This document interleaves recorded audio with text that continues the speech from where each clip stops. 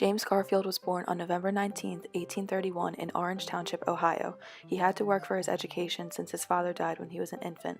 Garfield did extremely well in academics. From 1851 to 1854, he attended the Western Reserve Eclectic Institute and later enrolled in Williams College. After graduating, he returned to Williams College as a professor of ancient languages, then at age 25 became the school's president. A year later, he married Lucretta Garfield, and they had 7 children. Garfield studied law and was ordained as a minister, but ultimately he returned to politics. He was an advocate of free soil principles and joined the Republican Party. In 1859, he was elected to the Ohio legislature. Garfield also served as Chief of Staff in the Army of Cumberland and was promoted to Major General after distinguishing himself at the Battle of Chickamauga in September 1863. The Republican Party was deeply divided into 2 groups, the stalwarts and radical Republicans, or half-breeds.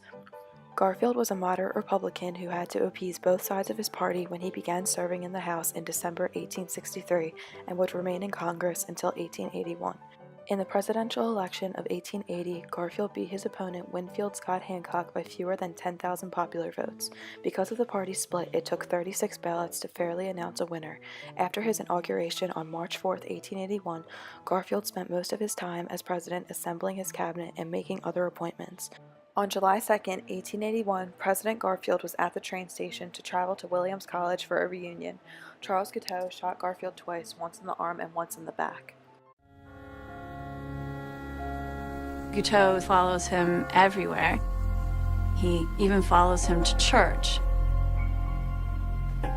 He sits behind Garfield and he disagrees with something the minister says and he shouts out. And Garfield, that night, writes in his diary about this young man, shouting in church. Guiteau is absolutely spinning out of control. After shooting Garfield, Guiteau said, "I am a stalwart of the stalwarts, and Arthur is president now." He was referring to Chester A. Arthur, who was the vice president. The bullet in Garfield's back was lodged behind the pancreas.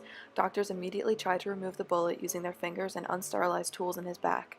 This all took place on the floor of the train station filled with germs. At this time, doctors didn't believe germs existed and rejected the use of antiseptics. This caused painful battles with infections. Doctors today say that Garfield would have easily recovered from his wounds with proper medical sterile care. For 80 days, the president lay ill and performed only one official act, the signing of an extradition paper. The president died on September 19th due to blood poisoning, a fatal heart attack, and massive hemorrhaging. Garfield was buried in Lakeview Cemetery in Cleveland. The government officially charged Guiteau with murder. Charles Guiteau left a note behind after he shot Garfield addressed to General Sherman. It said, quote, "I have just shot the president. I shot him several times as I wished him to go as easily as possible. His death was a political necessity. I am a lawyer, theologian, and politician. I am a stalwart of the stalwarts. I was with General Grant and the rest of our men in New York during the canvass. I am going to the jail. Please order out your troops and take possession of the jail at once. Very respectfully, Charles Guiteau." End quote. On June 30th, 1882, he was hanged.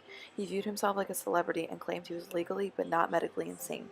He was dismayed to be found guilty and thought people should be celebrating and thanking him for what he had done. But from this senseless horror came good. The use of antiseptics was quickly accepted by American doctors. Civil service reform was enacted.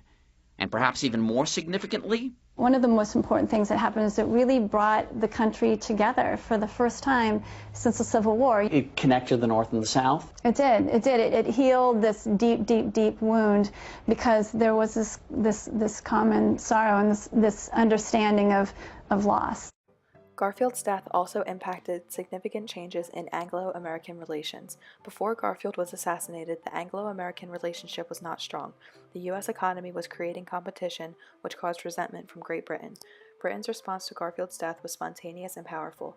British newspapers became obsessed with Garfield's condition, weight, diet, and his wife.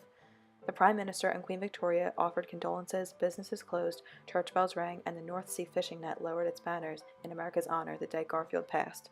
The English did not react this way to Lincoln's death, however, which was only 16 years earlier, and the reason for this was improved communications.